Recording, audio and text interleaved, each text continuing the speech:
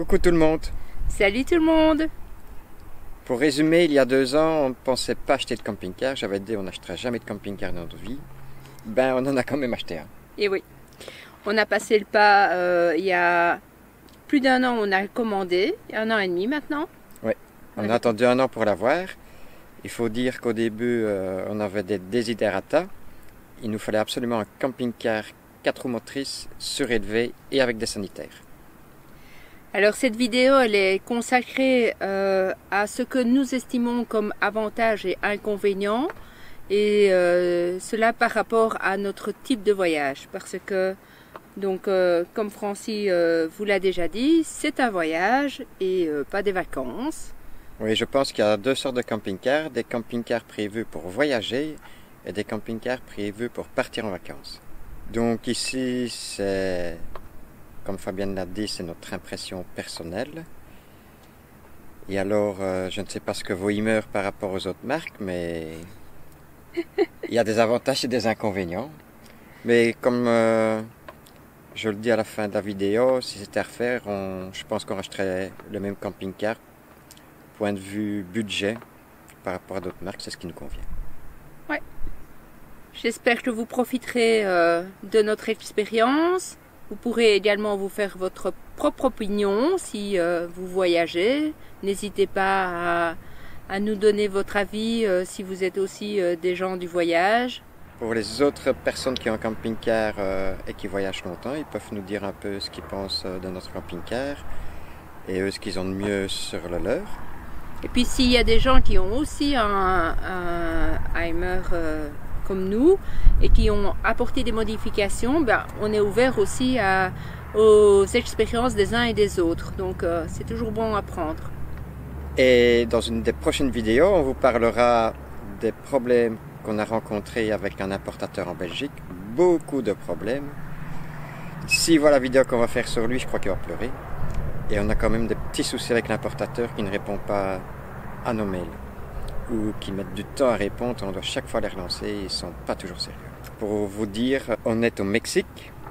On leur a demandé chez qui on pouvait aller aux États-Unis pour un problème avec les panneaux solaires. Ils nous ont dit, vous devez retourner chez la personne qui vous a vendu le camping-car. Donc on doit retourner en Belgique pour réparer le camping-car. Donc on attend une solution de leur part pour l'instant. À bientôt. Et bonne vidéo. Salut. Salut tout le monde. Moi c'est Francis. Moi c'est Fabienne. Nous sommes les Frabies. Je vais d'abord vous parler des défauts à l'extérieur. Donc c'est un camping-car 4 roues motrices et surélevé. Et je pense qu'au lieu de mettre des pneus route, ils auraient mieux fait de mettre des pneus tout-terrain, puisqu'un véhicule 4x4 surélevé, c'est plus prévu pour faire de l'off-road plutôt que de faire de la route. Ça, c'est un des premiers inconvénients. Quant à la suspension, elle n'est pas à la hauteur des besoins du véhicule. Nous autres, on l'a renforcée avec une suspension à air. Ça a été un peu mieux, mais c'était pas encore à la hauteur des besoins du véhicule. D'ailleurs, aux États-Unis, on va changer toute la suspension parce que ça ne fonctionne pas trop bien. Comme je l'ai déjà précisé dans une vidéo précédente, il se comportait un peu comme un bateau sur la route.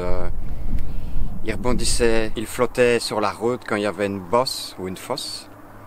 Et c'était vraiment pas le top. Donc ici, on va vraiment tout changer. Les Américains mettent un système de chez Van Compass, c'est Falcon, la marque. Et ils mettent tout ça apparemment, c'est le top du top. Donc on espère que dans 4 mois on va changer la suspension parce qu'il faut 4 mois qu'on la commande pour l'avoir, plus ou moins. Et en Belgique c'est 5 000 €, ici c'est 2 700 €. Donc c'est vachement moins cher ici. Deuxième petit défaut extérieur, qui est un gros défaut et surtout les camping-cars c'est le même système. Je comprends pas comment est-ce qu'ils n'ont pas su inventer un meilleur truc. Ça existe pourtant mais ils devraient le mettre d'origine. C'est ce système-ci pour tenir la porte. Ça ne tient quasi pas, juste avec un doigt je l'ouvre ou je la referme. Et en général quand on voyage, surtout le long des plages, il y a tout le temps du vent, donc ça ne tient pas. Quand la porte se referme, ça va dans le moustiquaire, ça fout tout le moustiquaire en l'air et c'est un gros problème.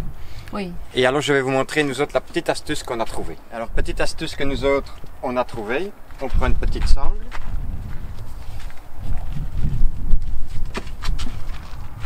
Qu'on passe ici.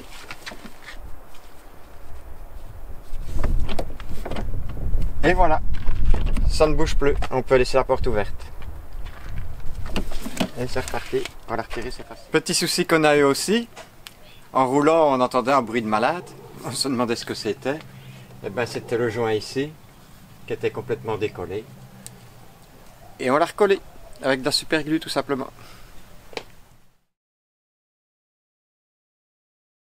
Ils ont mis deux prises du même côté, comme si on allait utiliser deux appareils en même temps. Je pense que c'est quand même rare d'utiliser deux appareils en même temps. Ce qu'ils auraient dû faire, c'est mettre une prise de ce côté-ci et une prise de l'autre. Parce qu'en plus, quand je regonfle mes pneus, quand on était dans le sable par exemple, avec le compresseur, ben, je branche ici, je sais faire les pneus de ce côté-là. Et je dois sortir une rallonge pour gonfler les pneus de l'autre côté. Si on en avait une de chaque côté, ça aurait été plus facile. Et alors les prises, voilà, baie de chargeur, quand on veut le mettre dessus, eh ben on n'y arrive pas. Parce que ça touche là, ils auraient dû la mettre plus haut. Vous me direz, ben on peut le tourner et mettre dans l'autre sens. Ça passe dans l'autre sens, mais ça force sur le couvercle, donc c'est pas le top. Et alors, il y a quand même un petit avantage à l'avant sur le véhicule. Parce qu'il n'y a pas que des inconvénients avec ce véhicule-là, autrement il n'en vendrait pas. Ce qui est bien par contre, c'est les clignoteurs. On peut poser sa petite tasse de café là, elle tombe pas, c'est nickel.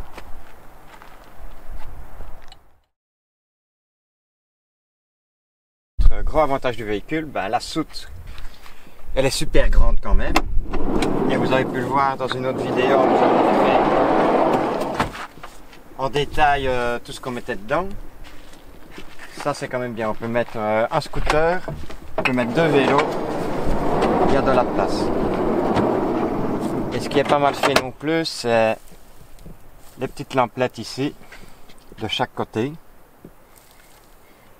tous les rails de fixation, il y en a un ici, il y en a un là au-dessus. Et alors, je vais vous montrer de l'autre côté. Suis-moi, passez par ici, venez. Venez madame. Voilà, donc il y a les rails ici de ce côté-ci. Tout ça c'est quand même pas mal. Il y a quand même beaucoup de place. Maintenant ça va être au tour de Fabienne qui va vous montrer les difficultés qu'elle rencontre avec ce véhicule. Donc c'est un véhicule surélevé, ça on le sait, donc qui dit surélevé, dit assez haut.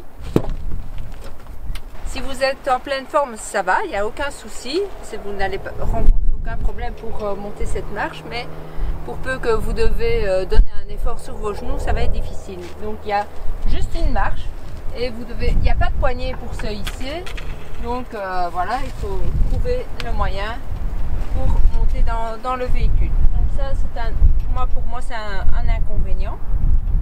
Et même chose pour descendre. Vous voyez, la pliure du genou, c'est assez important. Ouais, d'ailleurs, quand tu descends, on voit ta culotte. Tu veux que je le refasse alors? Non, ça va. Non, parce que les gens vont la voir, ils vont faire attention, alors ils vont rebobiner.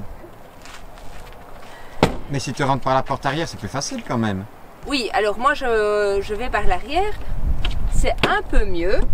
Donc, puisqu'il y a le marchepied, donc ça c'est quand même beaucoup mieux. Mais malgré tout, j'aime bien avoir ce petit complément. Et ça, on vous l'a déjà montré. Je mets ce marchepied là en plus. Donc ici, hop. Et ça c'est confortable à ce moment-là, vous voyez. Il n'y a aucun effort. Tout se passe bien pour mes petits genoux. On le sait beaucoup mieux. Donc, ce qu'ils auraient dû faire, c'était mettre deux marches marche au lieu d'une seule marche. Parce qu'en plus, ça existe. Il y a des modèles de camping-car chez Heimer qui, c'est une double marche. Et alors, il faut aussi faire attention parce que lorsqu'il y a une double marche, il ne faut pas non plus que ça vienne trop bas une fois que c'est replié. Mais il y a des systèmes qui font que c'est quasi intégré dans la carrosserie. Oui, même quand c'est pas intégré, les deux marches sont vraiment l'une en dessous de l'autre et prennent pas de place du tout. Voilà.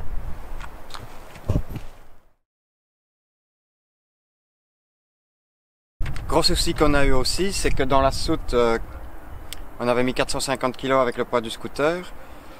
Quand le châssis est renforcé, on peut donc monter à 450 kg, mais 450 kg, ça ne fonctionnait pas du tout avec la suspension.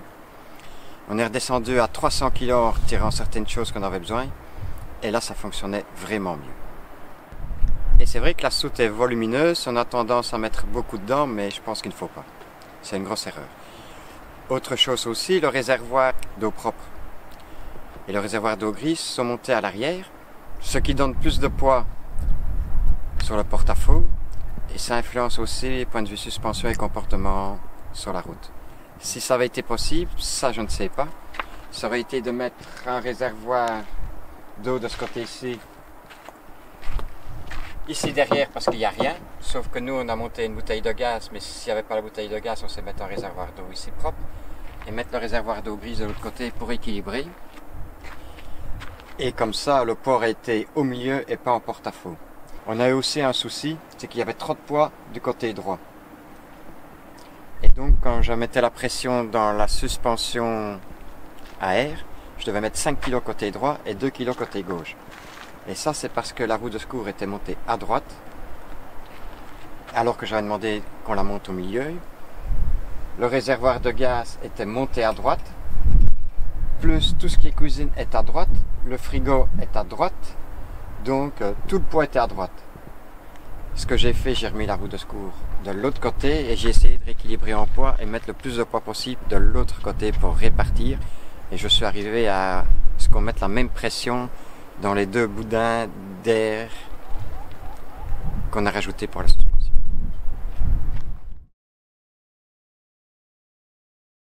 Dernier petit voire gros détail qui a de l'importance, le véhicule est fort haut, c'est normal, il est surélevé. Nous autres en tout avec l'ERCO on est à 3,25 m, 3,30 m je pense. Et alors la prise au vent elle était énorme. Il y a une fois sur une nationale aux États-Unis, on a pris un coup de vent latéral et le véhicule a bougé d'1 mètre, 1,50 m plus ou moins, on s'est retrouvé sur la bande d'en face. Heureusement qu'il n'y avait pas de véhicule, autrement c'était le carnage. Toujours dans les inconvénients, Fabienne vous parlera après des avantages parce qu'il y en a quand même. C'est ici le store. Quand on le renfonce, il y a un velcro ici qui se défait, qui se met comme ça. Et le store colle et il est très difficile à retirer. Vous voyez, donc moi, ce que j'ai fait, j'ai remis un petit velcro pour l'attacher comme ça. Et voilà. Oui, ça se passe tout seul. Et alors ici... Ah oui, il faudrait nettoyer d'ailleurs toute la colle qui est là. Oui, d'ailleurs vous voyez toute la colle du velcro. Et ici, je ne sais pas si vous voyez, le petit téton il est cassé déjà. Ouais. Voilà. Et le véhicule est quasi neuf. Et alors le store de l'autre côté, il vibrait, même sur une route normale sans faire de l'off-road. Et ça faisait un bruit infernal. J'ai dû remettre un peu de velcro aussi pour ne pas que ça vibre. Et le plastique faisait énormément de bruit. Maintenant c'est terminé. Alors encore une chose qui ne va pas trop. C'est prévu pour mettre une boîte de coca. Moi je mets mon cendrier aussi ici. Ben, quand on ferme le store, ça touche. Donc il faut retirer tout. On retire la boîte. On retire le cendrier. Et on peut fermer. Ce qui aurait été bien, c'est d'avoir le porte-canette ici.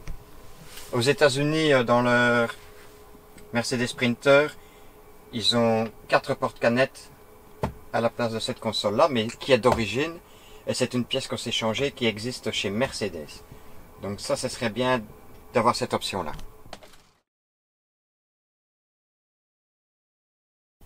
Et alors les caches en plastique pour les vis, comme vous voyez ici, eh ben, il y en a certains qui tombent, qui se défont. Vous voyez par exemple ici, ben il y en a en moins. Il y a des autres caches en plastique. C'est ceux-ci qui tombent tout le temps. On les ramasse tout le temps à terre. On n'a pas l'air évident en plus. Donc on passe son temps à les remettre. On a eu aussi la marche ici qui faisait du bruit. Chaque fois qu'on mettait son pied dessus, ça craquait. Et quand on roulait, eh ben, elle craquait tout le temps aussi, elle faisait du bruit tout le temps en roulant. Et alors j'ai mis des équerres et j'ai renforcé la marche. Maintenant tout se passe bien. Vous verrez la photo en annexe des équerres que j'ai mis pour renforcer, il n'y a plus de bruit.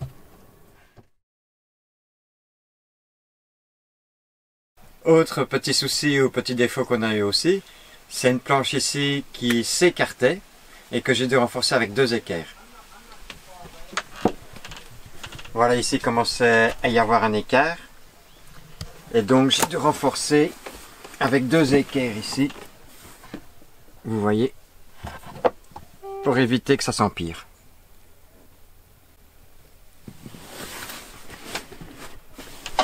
Petite chose qu'on a améliorée aussi, quand on ouvre la porte ici, ça touche. On a mis une petite pastille. Et on a encore mis des autres petites pastilles. Quand on ouvre ici, la porte de la salle de bain, on l'ouvre, ça touche. Donc on a remis une petite pastille là. Voilà. Quand on ouvre la porte de la salle de douche, ça vient toucher contre le bois. Et on a remis une petite pastille ici. Et alors chez Heimer, ils nous ont livré un camping-car avec une porte abîmée. Le concessionnaire nous a dit qu'il allait la remplacer. Ça fait 6 mois qu'on attend la porte et toujours pas de nouvelles. Ou bien c'est Heimer qui ne la fournit pas, ou c'est le concessionnaire qui n'a rien fait, qui s'en fout. Mais comme je vous ai dit, on lui fera sa petite pub dans une prochaine vidéo. Suivez-moi. Voilà, je sais pas si vous allez le voir. Mais ici, il y a une toute petite gratte. Oui, mais quand c'est un nouveau véhicule, on veut ça impeccable. Oui, surtout au prix où ça coûte.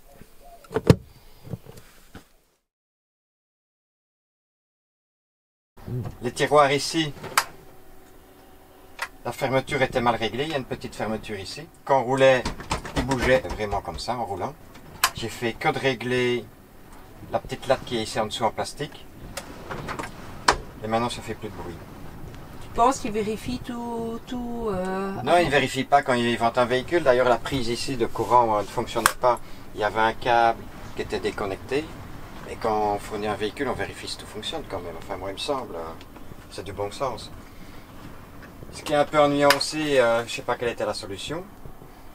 Ben, la hauteur des tiroirs, c'est pas toujours top. Il y a des choses qu'on doit mettre dans ce tiroir-ci.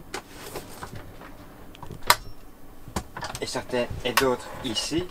Mais on ne sait pas mettre, par exemple, toutes les épices dans le même tiroir, tous les produits alimentaires dans le même. Il faut mettre de l'alimentaire, des assiettes. Il faut... Tout est mélangé. Il y a une poubelle là, il y a de l'alimentaire à côté de la poubelle. C'est pas, ça semble pas équilibré, mais on n'a pas le choix. Oui. Donc voilà. À propos des choses non vérifiées, c'est une futilité, mais le cache Heimer ici, qui est monté à l'envers, ben c'est tout simple. Voilà. Il a remis dans le bon sens. Maintenant, on passe à la salle de bain. Le pommeau de douche qu'on roule, il ne faut pas oublier de le mettre à terre. Autrement, il tombe à chaque fois. Ici, il y a un caillebotis qui est une option qu'on a prise. On pensait que c'était bien. Et ça ne sert strictement à rien. Puisque pour l'utiliser, il faut que la douche soit ouverte. Donc on ne sait pas l'utiliser avec les portes fermées. Donc je ne vois pas trop l'utilité. Nous autres, on s'en sert pas. C'était juste pour avoir le même niveau avec le sol de côté WC, quoi. Oui, mais on n'a pas besoin. Ça sert à rien. L'évier ici, quand on a eu le véhicule, ben l'eau ne s'écoulait pas. Il y avait un problème, un tuyau qui était mal passé, je ne sais pas quoi. Heureusement, c'est un concessionnaire en Allemagne, près de Heimer, qui nous a résolu ce problème-là. Maintenant, l'eau coule. Et alors, il faut savoir que si on ne ferme pas les bouchons en roulant, comme il n'y a pas de siphon dans le véhicule, eh ben, on a chaque fois des odeurs d'eau grise et c'est vraiment très désagréable. Donc, quand on a oublié un bouchon, on est très vite rappelé à l'ordre. Pour les odeurs d'eau grise, on a trouvé une petite solution qu'un voyageur nous a donnée. Je ne sais pas si c'est bon pour les joints ou pas. Mais on met un petit peu de vinaigre dans chaque évacuation. Une fois qu'on a vidé les eaux grises, et ça fonctionne très bien. On n'a plus rien comme odeur. En général, c'est très rare qu'on a des odeurs maintenant, même si on oublie les bouchons. Tu refais ça, ce processus tous les combien de temps? Ouais, je ne sais pas, mais on le fait une fois par mois, je crois, et c'est bon. Ouais. Une fois par mois, oui, voire Ouais. un mois et demi. Oui, Bon. on vide en tout 1 litre pour les 4 siphons, les deux de la douche, celui de l'évier là et celui de l'évier de la cuisine. Et alors on roule comme ça et puis on revide et c'est bon, ça fonctionne très bien. On fait aussi, ils ont mis le cadran LCD de l'état de charge des batteries dans un beau petit endroit. C'est ici. Ben, il faut se lever. Il est là caché derrière, dans l'armoire. Il faut retirer tout. Et on voit qu'on est à 86% de charge. Normalement, on doit être à 99, mais pour le moment, on a un problème avec les panneaux photovoltaïques ou avec l'installation des panneaux. Je trouve pas la panne. On attend des réponses d'Imer pour nous dépanner, mais on n'a pas la réponse qu'on veut pour l'instant. Et alors, ils ont mis aussi ici le petit cadran pour enclencher l'onduleur. Je comprends pas pourquoi ils ont mis ça dans une armoire, qu'il faut chaque fois ouvrir, alors qu'ils auraient pu le mettre à un endroit où il y avait plein de place. Ils auraient pu mettre le cadran ici, ou même les deux, un là et un là. Ça aurait été plus facile, c'était à vue, il fallait pas ouvrir l'armoire. Autre chose qu'on a remarqué aussi, c'est qu'ici derrière la planche, c'est un vide. Je ne le savais pas, je me dis qu'est-ce qu'il y a là derrière. J'ai démonté la planche, je l'ai mis sur charnière parce que dans un camping-car on a besoin de chaque centimètre carré. Et regardez ce que je mets là-dedans.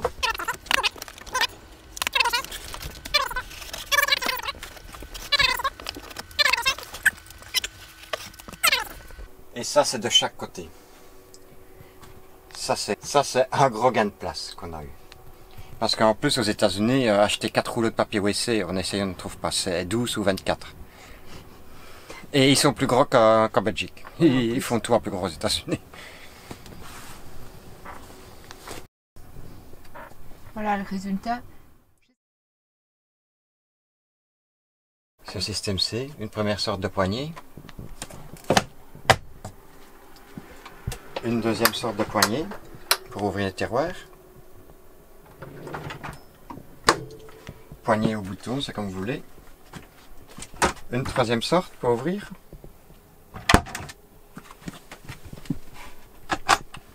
Et une quatrième sorte. Il y avait sûrement moyen de mettre tous les mêmes boutons, même que ce soit armoire ou tiroir. Oui, c'est sûr. Si tu prends la marque Bimobile, ils ont qu'une seule sorte de bouton. Oui, il faut savoir que nous autres, on est en voyage au long cours pour des années. Donc si on veut pouvoir remplacer une poignée qui pourrait être défectueuse avec l'usure, avec le temps, ben, on doit stocker 4 sortes de poignées. Si toutes les poignées étaient les mêmes, en stockant une, voire deux, ben, on pourrait les remplacer toutes. Ce serait quand même plus facile, moi, il me semble. On va parler un peu des prises de courant à l'intérieur. Ici, ben, les prises, c'est quand même pas mal. Mais vu les câbles qu'on vend maintenant sur Internet, c'est souvent des câbles courts. Ou même si on prend un plus long, ben, si on cherche une montre ou quoi, ou un GSM, ben, ça pend.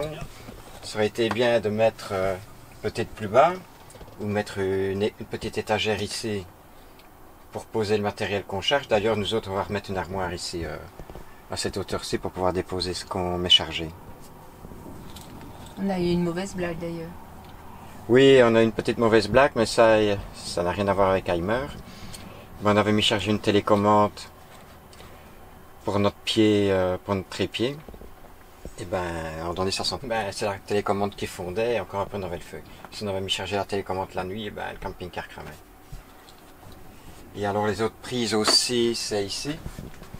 Ben, il y a 2 prises de courant. Ben, je pense qu'avec une, ça suffisait. Puisqu'on n'utilise pas 2 appareils en même temps pour cuisiner.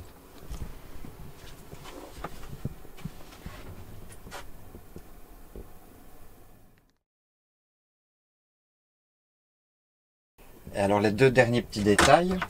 Ben, ici c'est une penderie. Ben, mettre pendre des vêtements, je crois qu'on perd beaucoup de place. Moi, j'ai mis des étagères, on met beaucoup plus de choses. Je pense que c'est quand même plus pratique et mieux pensé. Maintenant... Et la largeur de cette armoire, elle était quand même pas énorme non plus. Ah oui, ben heureusement, je suis tout mince. Je pèse 47 kg en réalité. Alors, j'ai su rentrer dedans pour aller mettre les vis dans le fond. Et je peux vous dire que la largeur de l'armoire fait la largeur de ma tête parce que quand je tournais, mon nez touchait. Ça a été tout juste, mais j'ai su mettre tout. Il y a certaines personnes, ça aurait été compliqué pour elles. Donc là, je pense que c'était mieux des étagères qu'une penderie. Et alors, ils ont mis aussi une deuxième penderie ici. Venez, venez, venez, venez. Ils ont mis une penderie ici. Mais je pense que ça aurait été mieux de prolonger l'armoire jusque là parce que nous autres, on n'a pas l'utilité. C'est pas le top des tops. Ouais. Et alors aussi, nous autres, on a remis des planches. On pense que c'est plus facile pour les vêtements. Il n'en fallait peut-être pas partout, on en a mis partout. Mais c'est un petit plus. Ils auraient mis une étagère réglable. Ça aurait été pas mal non plus. Et alors, ben, ils sont forts dans le design chez Heimer. Mais je pense qu'il y avait moyen de gagner de la place. Oui, c'est bien d'avoir des angles arrondis, mais si l'armoire avait été jusqu'ici en bas, mais 3 cm de gagner là, on gagnait là. Ici, on pouvait aller plus près de la fenêtre. C'était de la place gagnée. Mais ne vont-ils pas argumenter que point de vue poids, ben c'était... Oui, point de vue poids, point de vue prix...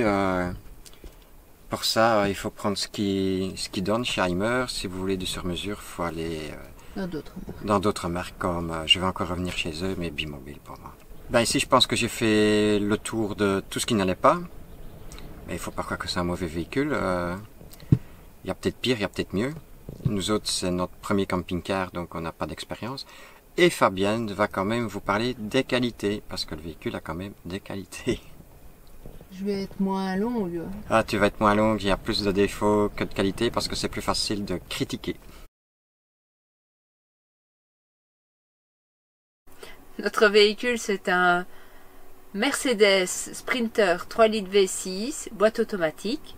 Et grâce à ce moteur, c'est un très très bon moteur, une bonne reprise, jamais aucune difficulté, jamais de souffrance dans les côtes, même dans des endroits difficiles où on utilise le 4x4, on a...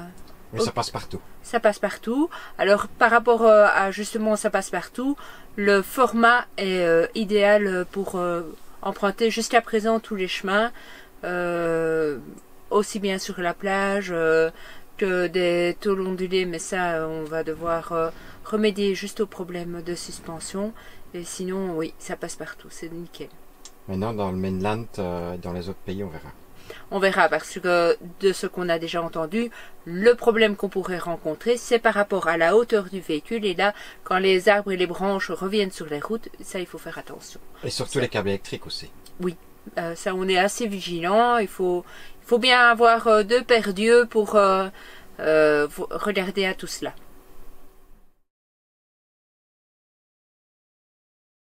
Ce qu'on est très content ici dans la qualité du véhicule, c'est la sellerie. Donc c'est très confortable. Je ne sais pas si ce n'est pas du cuir, ce n'est pas un tissu non plus, mais c'est très agréable. Même quand il fait très chaud, on ne transpire pas. Le seul bémol, j'aurais peur que, vous voyez ici, on voit des marques déjà de l'armature du siège ici. Et sur les côtés. Donc j'espère qu'à l'usage nous n'aurons pas de problème. Sinon, point de vue confort, assise, etc., c'est vraiment une très très bonne qualité.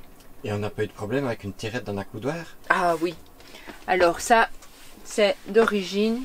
Alors on avait dit que j'allais dire que les qualités, mais malheureusement je dois aussi dire des défauts. Ici on a eu un problème avec la coudoir. Donc pour installer, il y a une tirette pour refermer. On ne sait pas enlever et remettre cette tirette, donc j'ai dû... Ouais, la tirette avait sauté. J'ai recousu tant bien que mal pour ne pas que ça s'étende et avoir toute la housse qui s'en aille. Ce que nous apprécions, c'est les lampes. Il y a 2 systèmes. Il y a la petite lamplette, ça, et d'ailleurs on la laisse allumer pour toute la nuit. Et alors l'éclairage normal. Donc ça c'est chouette.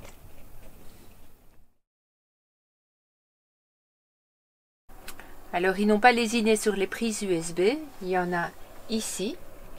Il y en a de part et d'autre aux lampes. Donc je vous montre ici, il y a une prise USB. Il y en a également de l'autre côté. Et il y en a également à l'arrière dans la chambre à coucher. Ce qu'on apprécie, c'est la grandeur du frigo, c'est un 142 litres. La totale et 15 litres pour le freezer également.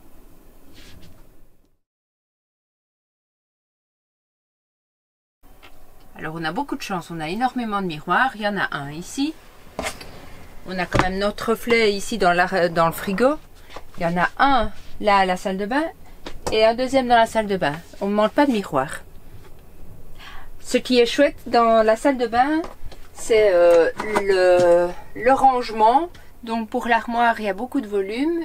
Il suffit de bien s'organiser. Plus on met de boîtes et on compartimente, mieux c'est. Bémol, moi je trouve, c'est l'interrupteur pour la pompe à eau qui est ici. Ça, c'est encore une autre prise à l'intérieur de l'armoire. Et alors, il y a encore ici en dessous une autre armoire de rangement. Attention que nous, elle ne s'ouvre pas totalement puisque nous avons changé le WC. Mais il y a vraiment beaucoup de place. Tout est bien organisé. Et le support pour le papier WC aussi, c'est bien organisé? Oui, mais ça, comme on l'avait déjà expliqué dans la vidéo, je remettrai le lien.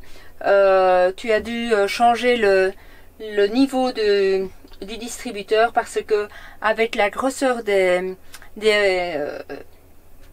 rouleaux de papier WC, on n'arrivait pas à le mettre dès le début. Oui, parce que les rouleaux de papier WC sont plus petits pour les camping-cars et coûtent plus cher. Et nous autres, on voulait des rouleaux de papier WC normaux. Oui, autant utiliser les normaux. Voilà pour la salle de bain. Donc, aussi beaucoup d'espace au niveau de la douche, sauf d'autant plus que ce sont des panneaux fixes. Donc, il n'y a pas le problème d'un rideau qui vient de se coller contre votre peau. C'est impeccable. Nous apprécions également les persiennes qui sont totalement occultantes.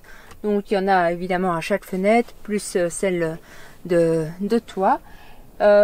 Juste une chose, c'était des rideaux avant. Moi j'ai modifié, j'ai enlevé les rideaux et mis des tentures. Donc ça fait encore plus occultant. Et point de vue insonorisation, qu'est-ce que ça donne? Pour l'insonorisation, c'est parfait également. Maintenant, s'il y a de la pluie, ben ça, on sait bien qu'en camping-car, ou caravane, c'est la même chose. Ça résonne beaucoup. Mais point de vue bruit extérieur, c'est une très bonne insonorisation. Sauf la musique des Mexicains, ça passe quand même à travers les fenêtres. Ah oui, parfois oui. Mais enfin, ça, c'est indépendant de la volonté. Oui. Oui, et encore une chose, moi qui suis dans les défauts, les moustiquaires, ils fonctionnent bien partout. Ah, non, alors. Mais c'est vraiment propre à Heimer, hein. Ils font plusieurs modèles de moustiquaires. Donc il y en a un ici. Alors, ah ben là, ça a fonctionné. Mais parfois, si vous le mettez mal, eh bien, hop, il se défait. Et là, évidemment, il tient tellement bien. C'est pas... Ah ben là, je sais même plus l'enlever. Faut pousser vers le haut, je pense. Hop, voilà, ouais. Alors, il y a parfois, bah, ça ne va pas. Et ce n'est pas le même moustiquaire. Il y a celui-ci qui est un modèle que, donc, c'est indépendant de la persienne, ici. Hop. Et on a une autre sorte de moustiquaire qui, je trouve, est beaucoup plus efficace là dans la cuisine. Tout vient ensemble. Je vais vous montrer. Voyez-vous? Donc, soit vous ouvrez indépendamment la persienne du moustiquaire, ou alors vous savez faire tout pivoter ensemble. Donc, vous êtes sûr qu'il n'y aura pas de moustique ou quoi que ce soit qui va rentrer. D'autant plus que pour ouvrir le lanterneau, mais c'est juste une poignée qui ouvre. Donc, on sait ouvrir le lanterneau. Faire aller la moustiquaire et ne jamais avoir d'insectes qui vont rentrer dans la maison.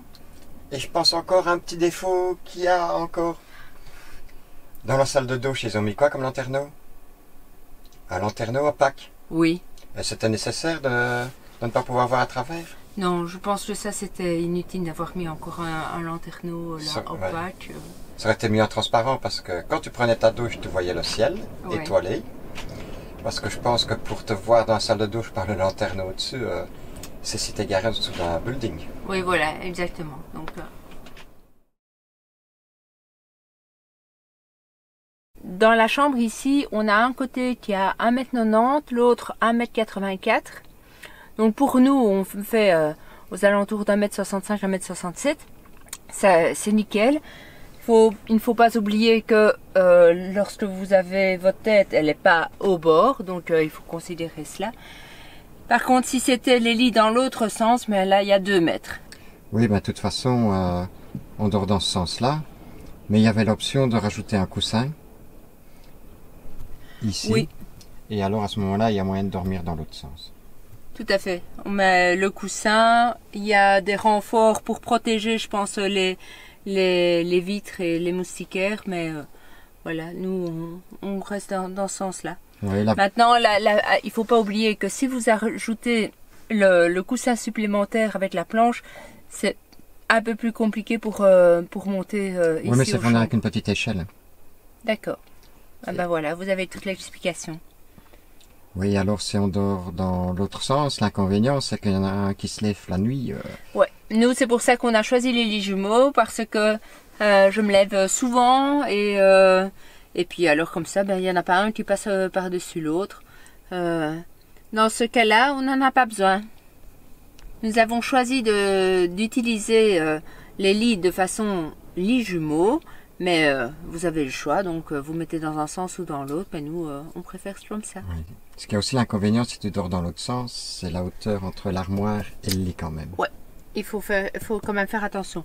Ici, les armoires ressortent moins, donc tu risques pas de percuter la tête. Mais bon, au début, on se cognait quand même assez fréquemment. Maintenant, ça va beaucoup mieux.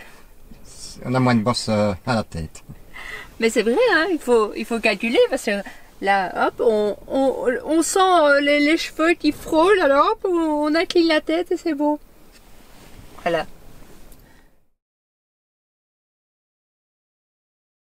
Pour l'électricité, on n'a jamais dû se brancher une seule fois directement à l'électricité. On est complètement autonome, même quand il fait nuageux.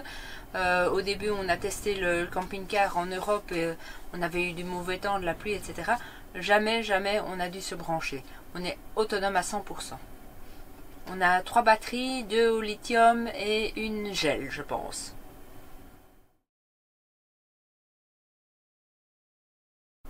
Donc moi je conclurai que le camping-car il est vraiment nickel point de vue espace pour 2 personnes, même si vous savez évidemment emmener 2 autres personnes, puisque de toute façon il n'y a jamais que 2 lits, donc vous ne savez quand même pas avoir un invité ou l'autre, puisque aussi notre banquette ne se modifie pas en lit, donc 2 personnes c'est top, nous on est contents. Voilà, on a fait le tour cette fois-ci. Je pense que c'est terminé. J'espère que maintenant c'est aussi un avis personnel. On est voyageurs au long cours, on le rappelle. Les besoins seront différents pour des personnes qui vont voyager quelques semaines, voire 2-3 mois. Oui, ce que tu veux dire, c'est qu'il y a une différence entre un camping-car prévu pour voyager et un camping-car prévu pour partir en vacances. Tout à fait, tout à fait. Il y a aussi le type de vacances, si vous allez en Europe, si vous allez ici, Mexique, et encore, nous on est sur en Barra South California, c'est le Mexique américain, quoi. Donc ouais, c'est pas encore. C'est la prolongation de la Californie. Voilà, c'était pas encore on n'est pas encore dans l'immersion totale du Mexique, même si on emprunte parfois des routes difficiles. Je pense que ça, on n'y est pas encore. Voilà, je pense que c'est notre avis. On est quand même satisfait. Chaque fois qu'on visite d'autres camping-cars, mais on revient quand même au nôtre. Et on ne ferait pas d'échange. Et on ne ferait pas d'échange. Ils ont tous des qualités, tous des défauts. Comme on l'a déjà dit aussi, il n'y a pas de camping-car parfait. Mais finalement, selon nos critères, d'avoir un 4x4, d'avoir un véhicule surélevé, d'avoir toilette et douche à l'intérieur, etc., ça correspond totalement à nos desiderata. Et toi, qu'est-ce que tu en penses? Eh ben voilà, changement de décor et changement de fin de la vidéo. Vu qu'on a quelques soucis avec Aimer, pour résumer, on a des problèmes avec l'état de charge des batteries. On a envoyé plusieurs mails chez Aimer, ils ne nous trouvent pas de solution. Il n'y a pas de réparateur ici aux États-Unis. La seule solution qu'ils ont, c'est de retourner chez le dealer chez qui on a acheté le camping-car en Belgique. Dealer qui de 1 ne répond pas à nos mails et de 2 avec lequel on n'a pas été satisfait du tout de tout le service qu'on a eu chez lui. Et en plus, ici on était aux États-Unis, donc on ne va pas renvoyer le camping-car en Belgique, ce qui nous coûterait 10 000 € aller-retour pour faire réparer les batteries. Et vu qu'ils ne trouvent pas de solution, je trouve que le service Aimer n'est vraiment pas bon, puisqu'il y a 2 ans de garantie, et c'est comme si on n'avait pas de garantie, puisqu'il n'y a pas de solution. Donc si c'était à refaire, on achèterait le même type de véhicule, mais plus un Aimer. On essaierait de trouver quelque chose dans une autre marque. Et voilà, ceci clôture la fin de la vidéo. Et tu as une marque de préférence? Ouais, ben, je prendrais Bimobile si j'avais un peu de sous pour revenir toujours sur cette marque-là. Et de toute façon, on achèterait autre chose, quitte à acheter une autre marque et surélevée, puisque dans les autres marques, c'est chaque fois du 4x4, mais c'est jamais surélevé, c'est très rare. On trouverait un autre compromis, mais plus cette marque. Et voilà.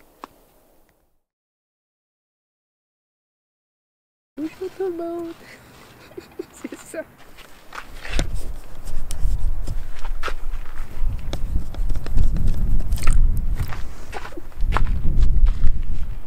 Deuxième.